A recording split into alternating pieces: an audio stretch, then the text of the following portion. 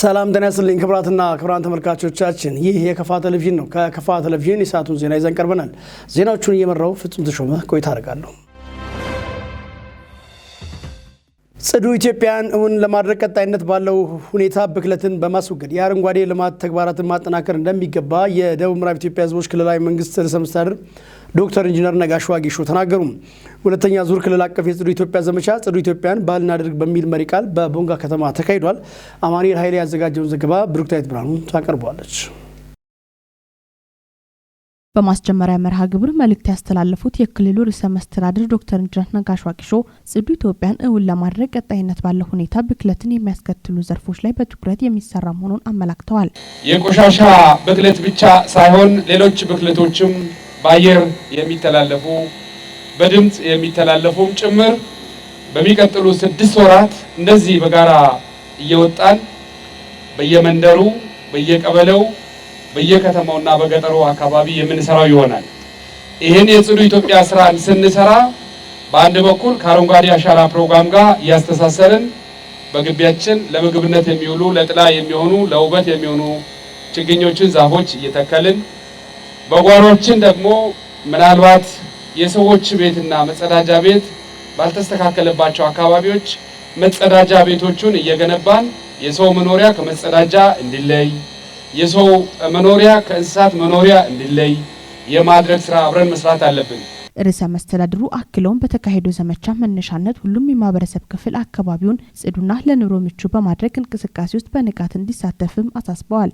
በዚህም ከተሞች ላይ ብቻ ሳንወሰን በገጠሩ አካባቢም ጭምር በተለይ አካባቢያችን ለዜጎች ለሰዎች ምቹ እንዲሆኑ ራሳችን ከተላላፊ በሽታዎች የምንከላከልበት አካባቢያችን ጽዱ የምናደርግበት በዚህም ሂደት ምናልባት ለዓለም የአየር ንብረት ተጽዕኖ ተጋላጭነት መንስኤ የሆኑ ምክንያቶችን የምንቀንስበት ትልቅ አጋጣሚ ነውና ይሄ ዛሬ የምናስጀምረው ዛሬ አስጀምረን የምንተዋው ሳይሆን ሁሉ ጊዜም በሳምንት የተወሰኑ ቀናትን ቤታችንን ግቢያችንን ከተማችንን የምናጸዳበት ለኑሮ ምቹ የምናደርግበት ንጹህ አየር እንደዚህ የምንተነፍስበት ሊሆን ይገባል።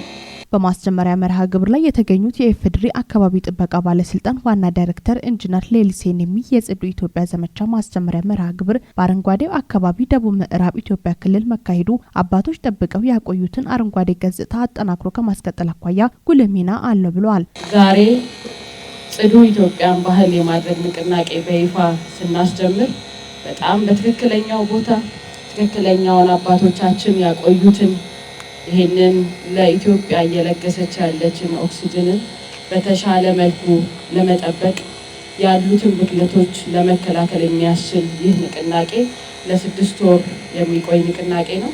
በዚህ ንቅናቄ የተለያዩ የብክለት አይነቶችን በመከላከል የራሳችንን ጤና የልጆቻችንን ጤና ጽዱ የሆነችን ኢትዮጵያ ለትውልድ ከማሻገር አንፃር መስራት አለብን ብለን ተነስተናል። በጽዳት ለዘመቻ ብቻ ሳይሆን ባህል ሆኖ እንዲቀር ልማዳችን ሆኖ እንዲቀር ያለምንም ቀስቃሽ ያለምንም ካምፔን ማንኛውንም በምናደርግበት ጊዜ በየጊዜው ጽዱ የሆነችን ቦንጋ ጽዱ የሆነችን ደቡብ ምዕራብን ክልል ማረጋገጥ የሁላችንም ድርሻ ስለሆነ ዛሬ ክቡር ፕሬዝዳንት በደንብ አንስተዋል። ቀጣይ የሚሰሩትን ስራዎችን ያንን በተጠናከረ መልኩ እንድንሰራ አደራ ማለት ፈልጋለሁ። ጽዱ ኢትዮጵያን ባህላችን እናድርግ ዘመቻ ከተማን በማጽዳትና ችግኝ በመትከል ተከናውኗል። በዘመቻው ከተሳተፉት አንዳንድ አስተያየት ሰጪዎች የተጀመረው ጽዱ ኢትዮጵያን ባህል የማድረግ ስራን ከማስቀጠል አኳያ የድርሻቸውን እንደሚወጡ ገልጸዋል። ዛሬ እዚህ ጋር የተጀመረው ደግሞ ጽዱ ኢትዮጵያን አዘጋጅተን ለትውልድ እናሻገር የሚል መንፈስ ያለበት በመሆኑ በቦንጋ ከተማ ዛሬ መነሻ ወይም ማስጀመሪያ ፕሮግራም ተከናውኗል። ይሄ ፕሮግራም በ5ቱ ከተማ አስተዳደሮችና በዞናችን ባሉ ወረዳዎች ለመላው ማህበረሰብ አካባቢን ጽዱ ማድረግ እንደ መዋቅር ብቻ የሚታይ አይደለም፣ እንደ ግለሰብ እንደ ቤተሰብ የሚታይ ነው። ድምሩ ነው ሀገራዊ አካባቢ የሚሆነውና እስከ ግለሰብ ጓሮ እስከ ግለሰብ ቤት ድረስ ውብና ጽዱ የማድረግ ስራ በተለያዩ ኢኒሼቲቮች ተጣምሮ የሚቀጥል ነው የሚሆነው ማለት ነው። እዚህ ላይ መሰራት ያለበት አንደኛው የህብረተሰቡን ግንዛቤ የማስጨበጥ ስራዎችን አጠናክረን እንሰራለን ብዬ አስባለሁ። በመቀጠል ደግሞ በከተሞች ሰፊ ህዝብ ያለባቸው የገጠር ቀበሌያትንም ጨምሮ የንቅናቄ ስራ አጠናክረን ቀጥለን ይሄ አካባቢን ማጽዳት እየለመደ ደግሞ በሂደት ባህል ወደሚሆንበት ደረጃ እስከሚደርስ ድረስ የንቅናቄ ስራ እስከ ታችኛው አርሶ አደር እና ቀበሌ ከተሞች ድረስ የማውረድ ስራ ላይ ትኩረት አድርገን እንሰራለን ብለን ነው የምናስበው። በመርሃ ግብሩ የፌዴራል፣ የክልል፣ የዞኖች፣ የወረዳዎችና ከተማ አስተዳደር አመራሮች ተገኝተዋል። በተያያዘ ዜና መንግስት የሰውን ህይወት በተጨባጭ መቀየር የሚችሉ ተግባራት ላይ ትኩረት በመስጠት ለሰው ልጅ ክብር የሚመጥን ጽዱ አካባቢ ለመፍጠር እየሰራ ነው ሲሉ ርዕሰ መስተዳድር ዶክተር ኢንጂነር ነጋሽ ዋጌሾ ተናግረዋል። ርዕሰ መስተዳድሩ ይህንን ያሉት ሁለተኛ የጽዱ ኢትዮጵያና የክረምት በጎ ፈቃድ ማስጀመሪያ ውይይት በተካሄደበት ወቅት ነው። ተጨማሪ ያለን ተከታትለን እንመለስ። የደቡብ ምዕራብ ኢትዮጵያ ህዝቦች ክልላዊ መንግስት ርዕሰ መስተዳድር ዶክተር ኢንጂነር ነጋሽ ዋጌሾ በክልሉ ለሁለተኛ ጊዜ የሚከበረውን የጽዱ ኢትዮጵያና የ2017 የክረምት በጎ ፈቃድ ስራ ማስጀመሪያ መርሃ ግብር በተካሄደበት ወቅት እንዳሉት የማህበረሰብን ኑሮ የሚቀይሩና ተጨባጭ ለውጥ ለማምጣት የሚያስችል እንቅስቃሴ እንደ ክልል እየተሰራ ነው ብለዋል። በተፈጥሮ የተሰጠንን ጸጋ በመረዳት ማክበርና መጠበቅ እንዲቻል የአካባቢ ንጽህና መጠበቅና አካባቢ ሊበክሉ ከሚችሉ ምክንያቶች መታደግ ያስፈልጋል ብለዋል። ይህንን ከብክለት የጸዳ አካባቢ መፍጠር ባህል ማድረግና የዕለት ተዕለት ተግባራችን ማድረግ እንደሚያስፈልግ ርዕሰ መስተዳድሩ ተናግረዋል። ተላላፊ በሽታዎችን ለመቆጣጠር እንዲረዳ በከተማና በገጠር ኮሪደር ልማት የተጀመሩ የልማት እንቅስቃሴዎችን በማጠናከር ከተማን ለኑሮ ምቹ ከማድረግ ባሻገር ጽዱ ኢትዮጵያን ማረጋገጥ ዋነኛ ዓላማ መሆኑን ጠቁመዋል። እያንዳንዱ መኖሪያ አካባቢውን ጽዱ በማድረግ ጤናማ አካባቢን መፍጠር ሁሉም ግዴታ መሆን እንደሚገባም ርዕሰ መስተዳድሩ አስገንዝበዋል። ተላላፊ በሽታን ለመቆጣጠር እንደዚሁም ደግሞ ጽዱ ከተማ ኖሮን በከተሞቻችን ላይ የምናደርጋቸው የአካል ብቃት እንቅስቃሴዎች በዋናነት ከከተማ ኮሪደር ልማት ጋር በአንድ በኩል የከተማን ውበት እየጨመሩ በሌላ በኩል የቤተሰብን፣ የአካባቢን፣ የማህበረሰብን ኑሮ ሁኔታ እያሻሸሉ የሚሄዱ ይሆናል። ስለዚህ ጽዱ ኢትዮጵያን ስናደርግ ከተማን ማጽዳት ብቻ ሳይሆን ቤታችንን ማጽዳት ነው፣ ጓሮችንም ማጽዳት ነው።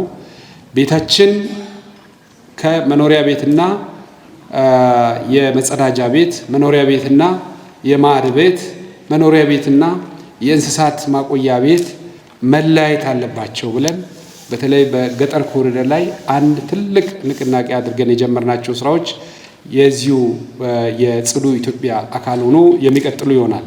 ስለዚህ በከተሞቻችን እያንዳንዱ የከተማ ነዋሪ ንጹህ የሆነ ደረጃውን የጠበቀ መጸዳጃ ቤት መኖር አለበት። ንጹህ የሆነ የምግብ ማዘጋጃ ማብሰያ ቦታ መኖር አለበት። መኖሪያ ቤትና መስሪያ ቦታ አካባቢ ያለውን ወሰን ጽዱ አድርጎ የከተማ አስተዳደሩ ማዘጋጃ በሚሰጠው ፕላን መሰረት ማሰናዳት ማዘጋጀት አለባቸው። ቀሪው በቤተሰብ ደረጃ የሚከናወኑ ተግባራት ከከተማ ኮሪደርና ከገጠር ኮሪደር ጋር አያይዘን የምንሰራው ይሆናል። በክረምት በጎ ፈቃድ በ15 የስራ ዘርፎች ሲሰራ መቆየቱን የጠቆሙት ርዕሰ መስተዳድር ዶክተር ኢንጂነር ነጋሽ ዋጌሾም ቀጣይ ተግባራትን በጋራ በመከወን ለማህበረሰባዊ ለውጥ መትጋት ይገባል ብለዋል። ሁሉም ባለድርሻ አካላት የሚጠበቅባቸውም እንዲወጡ አሳስበዋል። የፌዴሪ አካባቢ ጥበቃ ባለስልጣን ዋና ዳይሬክተር ኢንጂነር ሌሊሴ ነሚ በመድረኩ ባደረጉት ንግግር እንደገለጹ ጽዱ ኢትዮጵያን የማረጋገጥ ትልም ከሁላችንም ይጀምራል በማለት እንደ ሀገር የጽዳትና ውበት ስራዎች እየተሰሩ መቆየታቸውን ገልጸው ብክለት ይብቃ ጽዳት ይንቃ በሚል መሪ ካለፈው ዓመት ጀምሮ በኢትዮጵያ ደረጃ ንቅናቄ እየተካሄደ ቆይተዋል ብለዋል። ሁለተኛው ዙር ንቅናቄ ጽዱ ኢትዮጵያን ባህል እናድርግ ሲባል በህይወታችን ውስጥ በአኗኗር ዘያችን ውስጥ በየቀኑ ህይወታችን ውስጥ ብክለትን በመከላከል ጽዱነትን እንዲረጋገጥ በማድረግ የዜጎች በንጹህና ጤናማ አካባቢ የመኖር መብት እውን ለማድረግ ዘርፈ ብዙ ስራዎችን በማከናወን ላይ ይገኛል። ዘላቂ አካባቢ አያያዝና አጠባበቅ በማረጋገጥ ጽዱና ምቹ የኑሮ አካባቢን ለትውልድ ለማስተላለፍ ይህ ንቅናቄ ትልቅ አስተዋጽኦና ጉልህ ድርሻ ይኖረዋል። ዛሬ በደቡብ ምዕራብ ኢትዮጵያ በይፋ የምናስጀምረው ይህ ንቅናቄ ለ6 ወር የሚቆይ በመሆኑ በእያንዳንዱ የብክለት ንቅናቄዎች ውስጥ ብክለትን በመከላከል የልጆቻችንን ጤና፣ የአባቶቻችንን፣ የእናቶቻችንን ጤና ላይ ትልቅ ለውጥ የሚፈጥር በመሆኑ ሁሉም ሰው የዚህ አካል ተስፋ እንዲሆን አደራ ማለት እፈልጋለሁ። ይህ ተግባር ባህል ሆኖ እንዲቀጥል እንዲሁም ከትውልድ ወደ ትውልድ እንዲተላለፍ ሁላችንም ኃላፊነታችንን እንወጣ በማለት መልእክትም አስተላልፈዋል። የህዝብ ቁጥር መጨመርና የፕላስቲክ አገልግሎት መበራከትን ተከትሎ አካባቢን የሚበክሉ በመሆናቸው በጋራ በመረባረብ ማጽዳት ያስፈልጋል ብለዋል። ጽዱ ኢትዮጵያን ባህል እናድርግ በሚል መሪ ቃል የተጀመረው ንቅናቄ እንዲሳካ ሁሉም አካላት ርብርብ እንዲያደርጉ ጠይቀዋል። በመድረኩ የጽዱ ኢትዮጵያ መነሻ ሰነድ፣ የከተሞች ጽዳትና ውበት ማስፈጸሚያ ደንብና የ2017-18 የክረምት በጎ ፈቃድ ሪፖርትና እቅድ ቀርቦ ውይይት ተካሂዶባቸዋል። እንደ ሀገር እየታየ ያለውን የትምህርት ዘርፍ ፈተናን ለማቅለል የጥናትና ምርምር ስራዎች ላይ ትኩረት ሰጥቶ መስራት እንደሚገባ ተገለጸ። በቦንጋ የትምህርት ኮሌጅ በጥናት የተደገፈ ትምህርት ጥራትና ተደራሽነት በሚል መሪ ቃል ዓመታዊ የምርምር ጉባኤ ተካሂዷል። ጽዮን ታደለ በመርሃ ግብሩ የእንኳን ደህና መጣችሁ መልእክት ያስተላለፉት የቦንጋ ትምህርት ኮሌጅ ዲን ዶክተር ዱባለ ሳህለ እንደገለጹት ኮሌጁ ከፍተኛ የትምህርት ተቋም እንደመሆኑ መጠን የተጣለበትን ኃላፊነት እየተወጣ ይገኛል ብለዋል። በትምህርት ላይ አዎንታዊ ተጽዕኖ ለመፍጠር እንደተመሰረተ ተቋም በምርምር የተደገፈ አበርክቶ እያደረገ ለዚህ መድረሱን አውስተው አሁን ላይ እንደ ሀገር እየታየ ያለውን የትምህርት ዘርፍ ፈተና ለማቅለል መሰል የምርምር ውጤት ኮንፈረንስ ማዘጋጀት ጠቀሜታ እንዳለው አመላክተዋል። በመድረኩ የመክፈቻ ንግግር ያደረጉት የደቡብ ምዕራብ ኢትዮጵያ ሕዝቦች ክልል ትምህርት ቢሮ ምክትል ኃላፊ ዶክተር ደስታ ገነሜ በበኩላቸው እንደ ክልል የትምህርት ስብራት ለመቀነስ በትኩረት እየተሰራ መሆኑን ጠቅሰዋል። አክለውም አሁን ያለንበት ዘመን የውድድር እንደመሆኑ መጠን የትምህርት ጥራትን ማስጠበቅ ወሳኝ መሆኑን አውስተው ኮሌጁ የሚያከናውነው የጥናትና ምርምር ውጤት ይህን ችግር ለመፍታት ጉልህ ድርሻ እንዳለው ገልጸዋል። ኮሌጁ የጀመራቸው የጥናትና ምርምር ስራዎች እንዲሁም የትምህርት ጥራትን ለማስጠበቅ እያከናወናቸው ያሉ ተግባራት የሚበረታታ መሆኑን ጠቅሰው ይህም ተጠናክሮ መቀጠል እንዳለበት አሳስበዋል። ጥናትና ምርምር ይህንን ችግር ለመፍታት በጋራ ለመንቀሳቀስ በጋራ አማራጭ መፍትሄዎችን አስቀምጠን በጋራ እንድንረባረብ መንገድ የሚከፍት ጥናትና ምርምር ፕላትፎርም ነው ብዬ ወስዳለሁ። ያን ሳነሳ የመጣው ጥናትና ምርምር ላይ በትኩረት መነጋገር አለብን ነው። ትኩረቱ የትምህርት ጥራት ጉዳይ ነው። ትኩረቱ የትምህርት ተደራሽነት ጉዳይ ነው። ትኩረቱ የትውልድ ግንባታ ጉዳይ ነው። ይሄ ያነጋግረናል፣ ያወያያል፣ ሀሳቦቹን እንድንወስድ ያደርጋል፣ ወደ ተግባር እንድንገባ ያስችለናል። ስለዚህ ይሄ ቁልፍ ጉዳይ ላይ ትኩረት ሰጥታችሁ እየሰራችሁ ስለሆነ የቦንጋ ትምህርት ኮሌጅ የቦንጋ ትምህርት ኮሌጅ መምህራን እንዲሁም አጠቃላይ ስታፉ በዚህ ጉዳይ ትኩረት ሰጥተው ይሄን እየሰራ በመሆኑ እኔ በክልሉ ትምህርት ቢሮ ስም እያመሰገንኩ እኛም በተለምደው ቢሆን እስካሁን ደስ ባሉ በሰፊ ትኩረት የምንሰራቸው ስራዎች እንዳሉ ለማንሳት ወዳለሁ። በጉባኤው ላይ የተለያዩ የመንግስት ስራ ኃላፊዎች፣ ተመራማሪዎችና ባለድርሻ አካላት የተገኙ ሲሆን በትምህርትና ማህበረሰብ ጉዳዮች ላይ ትኩረት ያደረጉ የምርምር ውጤት ቀርቦ ውይይት ተደርጓል። የዋቻ ከተማ አስተዳደር በጎነት ለኢትዮጵያ ከፍታ በሚል መሪ ቃል የ2017 በጀት ዓመት የበጋ ወራቶች የበጎ ፈቃድ አገልግሎት ማጠቃለያ ውይይት ተካሄደ። ዘገባው የዋቻ ከተማ አስተዳደር የመንግስት ኮሚኒኬሽን ነው። ብሩክታይት ብርሃኑ ታቀርበዋለች።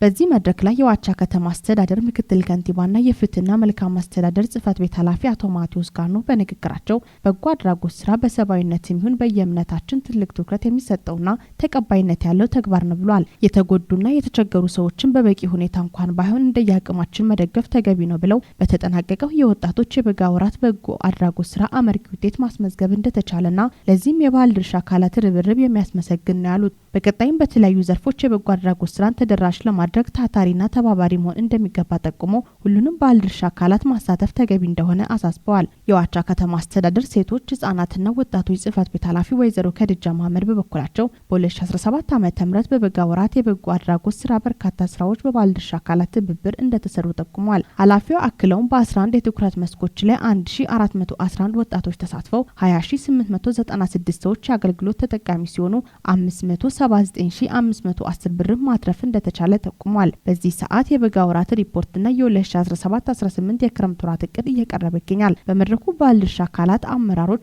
የየቢሮ ተወካዮች፣ የባንክ ቤት ማናጀሮች፣ የቀበሌ አመራሮች፣ የብልጽግና ፓርቲ ወጣት ክንፍ አመራሮች እየተሳተፉ ነው። ክቡራትና ክቡራን ተመልካቾቻችን ለሰዓቱ ያዘጋጀናቸው ዜናዎች ቀደም ሲል የተከታተላችኋቸውን ይመስሉ ነበር። ቀሪ የክፋ ቴሌቪዥን ፕሮግራሞች እንድትከታተሉ እየጋበዝኩ ዜናዎቹን እየመራው ፍጹም ተሾመ ቆይታ አድርጌያለሁ። ሰላም።